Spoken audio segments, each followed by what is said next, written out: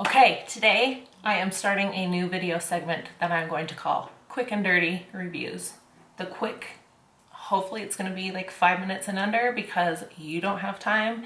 And the dirty is that it is not going to be edited, because when I film videos and I think I'm going to post them once I get it edited, it never happens. And then it's like 6 months down the road and everything is stale and it's not relevant anymore. So hopefully going to be posting these once a week, Mondays. Not hopefully, that's the plan. I'm making it happen.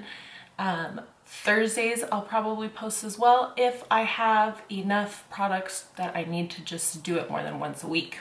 So I have a couple that I'm filming today. You will be seeing me with a couple different products. This not editing thing is going to be really rough because I am really rough around the edges. I am starting with the OTZI, OTZI, OTZI, I don't know. It is a Korean skincare brand that is new to Sephora, and I was very excited to try this dough therapy mask. Aptly named because it has the craziest, as it all falls out, has the craziest texture. It is like gack for you 90s kids.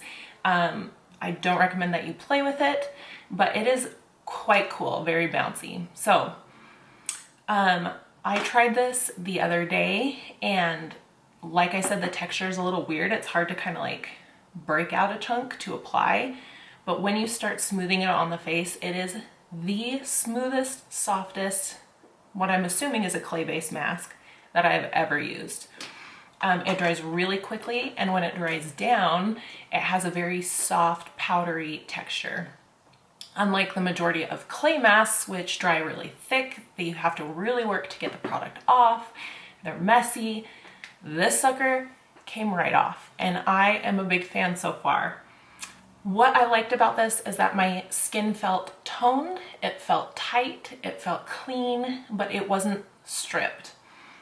I do have to add a little caveat that I have very oily skin and it's pretty tough. So if you have sensitive skin or you're more on the dry side, you may want to do a patch test before you apply this to your entire face in the event that it dries you out more than it did me.